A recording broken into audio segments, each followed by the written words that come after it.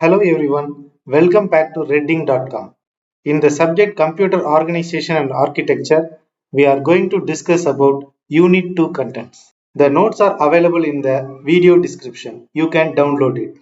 These are the syllabus contents. Let's go through them one by one. The first topic is basic structure of computers. Now let's start with the basic structure of computers. It consists of input, CPU and output along with the memory unit. Inside the CPU, we have three important components called control unit, arithmetic and logic unit and registers.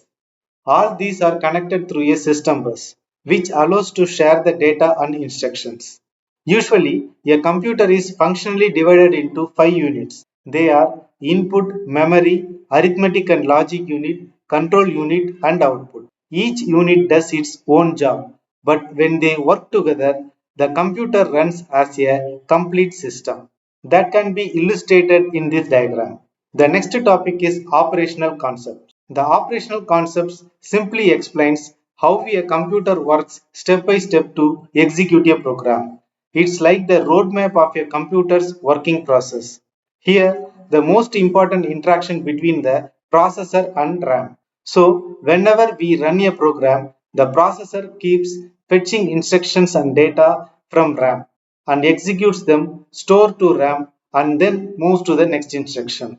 This process continues until all the instructions in the program are completed. So, in this way, the computer works for all the programs. For these operational concepts, you should know about the role of the registers. The registers can be categorized into two types. One is special purpose register, another one is general purpose registers. The special purpose registers examples are program counter, instruction register, memory data register, and memory address register. And general purpose registers are useful for handling the intermediate data. These are named as R1 and R2 up to n number of registers. So when you explain the concept of how the computer execute a program, you should know about the role of these special purpose register as well as this general purpose register. The important special purpose register is called program counter. The program counter is a register. It contains the address of next instruction. Before executing the program counter contains the starting address of the program. If the processor start to execute the program counter point out the address of the next instruction. You can take any instructions that can be executed by the processor by means of these special purpose as well as general purpose register.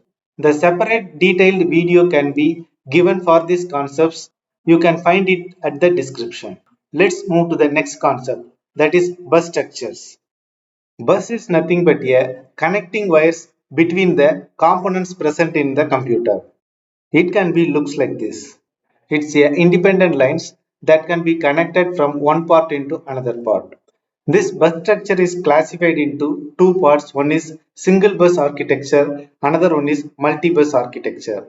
In single bus architecture, the different components can be connected through the single bus. A single bus is a combination of control line, address line as well as data line. These three lines are combined called as a single bus. That can be illustrated in this diagram. So when the data transfer between the memory as well as processor, these three lines are necessary. One is control line, one is address line, another one is data line. If the control line is read data, it tells the address to the memory. The data present in that address can be sent through this line and stored in the MDR register. So whenever the data transfer between the memory and processor, these three lines are combined to work as a single bus. The drawback of single bus architecture is at a time we can communicate only one data. So the data transfer speed is low. But the advantage is the design of this single bus architecture is very simple. To avoid this drawback, we can go to the multi-bus architecture. So it's nothing but more than one bus connection can be used to connect different parts of the computer. This single bus is nothing but connection of address line, data line and control line.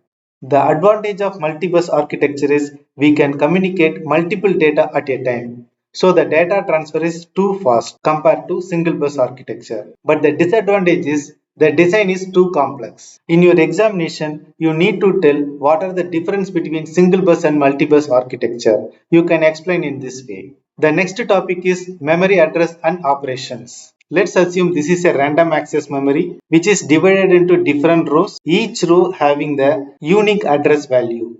So the addresses start from 0, the next address 1, 2, 3, but the size of this instruction is 4 bytes. So in this example I mentioned 0 after 4 and 8 and then 12. But usually the addresses are consecutive numbers. When you try to execute a high level language program, the compiler first convert this high level language program into low level language program. That instructions can be loaded first. Each instruction can be loaded in a unique memory locations. So this is the address and this is the value stored in that address. So when a processor want to read a data from the random access memory, suppose the data is 150, so the processor should know the address of the data. Suppose the address of this location may be 5000. So the processor send the address as 5000 to read the data. The data is 150. Then only the data can be sent from the random access memory into the processor. So the first line is control line, second line is address line,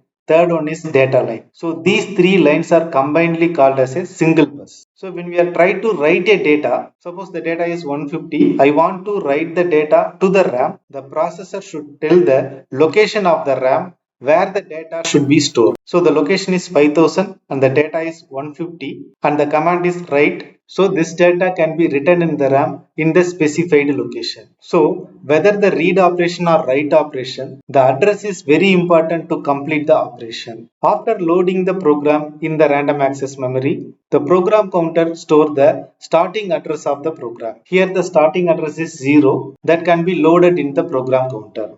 It can be done by the operating system. Now the processor want to execute this program. The processor check the program counter address value. The address is 0. So this instruction can be bring from the random access memory into the instruction register. Once this process started, the program counter is updated into the next instruction address. Then the data can be bring from the random access memory into processor. This is called data fetch. After completing this process, processor want to execute the next instruction. It check the program counter again. Now the address is 4. So it take this instruction. So this process is continuous up to all the instructions are executed. So in this way, the data and instructions can be transferred between processor and memory. So this topic is called memory addresses and operation. The next topic is assembly language. Assembly language is called a low-level language program. Why it is called low-level means because it is much closer to the machine's actual binary code. Instead of writing long sequence of zeros and ones, assembly language allows us to use mnemonics, which are short symbolic names. For example, instructions like move, add, or sub are much easier to read and remember than writing a binary machine code. This makes assembly language a human readable form of the instructions that the CPU can directly execute. For example, if we write the assembly code move AL, 61H, the same machine code looks like this. See the difference. The assembly instruction is much easier to read and understand, while the binary version is harder for the humans but easy for the CPU.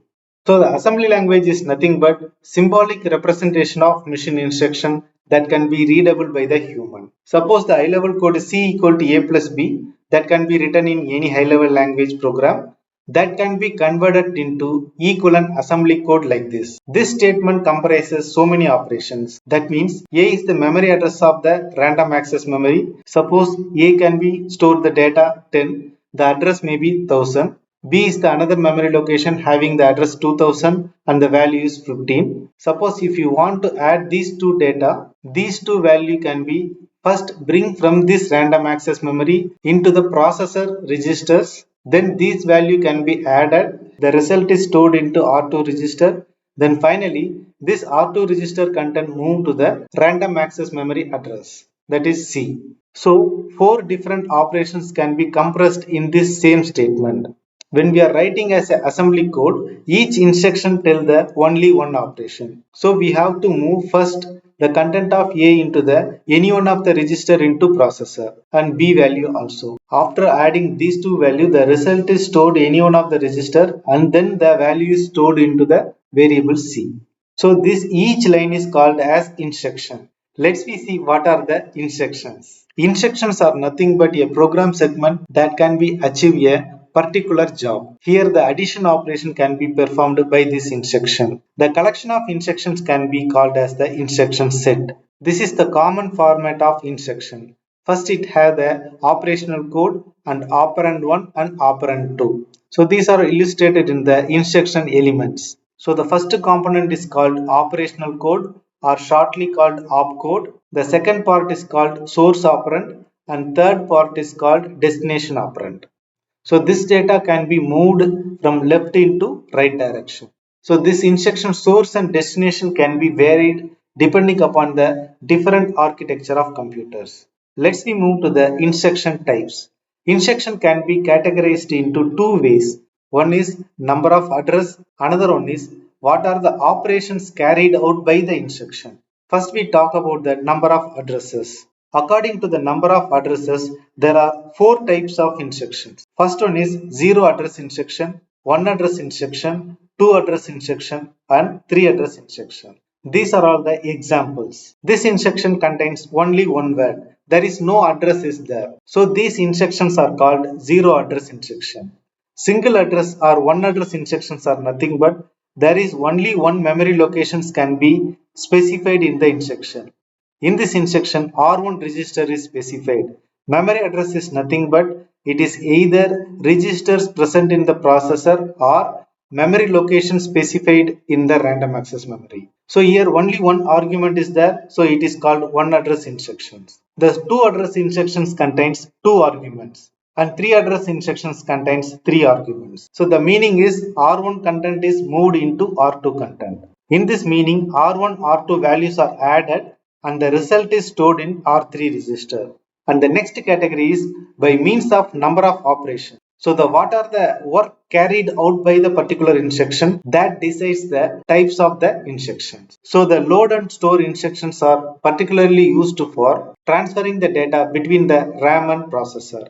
And the arithmetic instructions are used to achieve the arithmetic operations like addition, subtraction, multiplication. And the comparison and jump instructions are used to perform decision-making statement and looping statements present in the high-level language program. So depending upon the operation carried out by the particular instruction, that can be categorized into different ways. So the four important types are mentioned here. The next topic is called instruction sequencing. Instruction sequencing is nothing but to tell the order of instruction execution. When the processor executes a current instruction, it should know what is the next instruction going to execute after the completion of current instruction. So the program counter tells what is the next instruction going to execute by the processor. From the beginning, it contains the starting address. It can be given by the operating system. When the first instruction starts to execute, it automatically updates the address of the next instruction. So these instructions are called normal instruction because it does not contain any looping or conditional operations. So the execution order is one after another. But in case of branch instructions, the execution order can be vary depending upon the condition. So after executing this instruction, the next instruction is moved into this part and not this part. So when executing this instruction by the processor, the program counter should target the next instruction as 20th location. So the sequence of execution order can be changed by means of branch instructions. So the instruction sequence can be categorized into two types. One is sequential execution. That means instructions can be executed by the proper order. If the order can be changed by means of branching instructions or conditional branching and looping as well as subroutine calls. So by means of these different ways, the execution order can be changed. This is called instruction sequences. The next topic is addressing modes. Addressing mode is nothing but the different way of specifying the address of the particular operand. We already discussed how read and write operations can be performed by the processor under the concept called memory addresses and operation. When the processor wants to read the data, it tells which address that particular data is located in the RAM. So specifying this address can be directly in the instructions or indirectly or in some other different ways. So the processor execute the instruction. Sometimes it uses the direct address and read the data, and sometimes it find the target address from the given value and then take the proper data. So the different way of finding the target address, it is called addressing mode. Addressing modes are useful to reduce the number of bits of the instruction, and for program relocation also addressing modes are useful. These are all the different types of addressing modes. So many addressing modes are available. I illustrated very important addressing modes here. First one is direct addressing mode. Direct addressing mode is nothing but in the instruction the address can be directly specified. You can take this example. Here 2000 is the address. So the value present in the 2000 that can be moved into the A register. So here the target address directly specified. So it is called direct addressing mode. It is otherwise called absolute addressing mode. The second type is indirect addressing mode. Here, the address is not given directly. It can be mentioned in a square bracket or round bracket. If the processor read this kind of instruction, it understood this address is not direct address. So first it check the location of this address. It read the data. This is the another address. So it read the data from this location and take the data. So indirectly the processor can fetch the data by means of this addressing mode. So it is called indirect addressing mode. The third type is immediate addressing mode. Sometimes in a program we can directly specify the value that can be identify the hash symbol. So if the processor read this kind of instruction, it understood this is the direct value. So 20 is the value that can be moved into the R1 register. So here there is no need for finding the target address. The value is given directly that can be immediately taken by the processor. So it is called immediate addressing mode. So you should aware of the difference between these three addressing mode. If this is direct addressing mode, the value is given like this. If it is square bracket or round bracket, it is indirect addressing mode. If the value having the prefix symbol called as symbol, then it is called immediate addressing mode. The next addressing mode is called index addressing mode. When we are using the array concepts in your high-level language program, then the compiler generates the instruction in the form of index addressing mode. Suppose if you are declaring the variable like this, integer a of 10, 10 consecutive memory locations can be created in a RAM under the name of A. In operational concepts, we studied about program counter, instruction register, memory data and address register. Like this, more number of special registers are there. One of the register is index register. When you are using the array concepts in your program, index registers play a vital role. So the target address or effective address can be calculated by adding the index value and the starting address of this variable G. I can explain this using this simple example. If you are declaring like this, consecutive memory locations are created in RAM. Suppose if the starting address is 1000 and the first value is identify A of 0. This is called index variable. That index variable initialized in the index register. So index register initially contains 0. Suppose if you want to read the A of 0 location, A starting address is 1000. That can be added with the index register. So 1000 plus 00. So this is the target address. Suppose if you want to read A of 1, then the index values become 1. So that can be stored in the index register. This memory address is nothing but starting address. Starting address is 1000. Index value is 1. So 1000 plus 1, 1001. So that can be located here. So in this way, the target address or effective address can be calculated by starting address plus content of the index register. So in this example, starting address is 10 and index register current value is 2, that is index 2, that can be added. The effective address is 12. Next addressing mode is register addressing mode. If all the operands are only registers, then this addressing mode is called register addressing mode. So these two addresses exist only in the processor, not random access memory. So no need for identifying the target address. The next addressing mode is called PC relative addressing mode. This addressing mode is mainly used for branching instructions. When you are writing the high-level code using conditional statements or looping statements, the branching instructions can be generated by the compiler. In such cases, relative addressing mode can be used. We already discussed about the instruction sequence by means of branching instruction. Branching instructions can change the flow of execution. Here, the starting address is 00. So after executing the fourth location, it can be jumped into after 16th location, that is 20th location. Suppose the starting address is 2000 means this value can be stored in 2020 location. But in your instruction contains the value 20 only.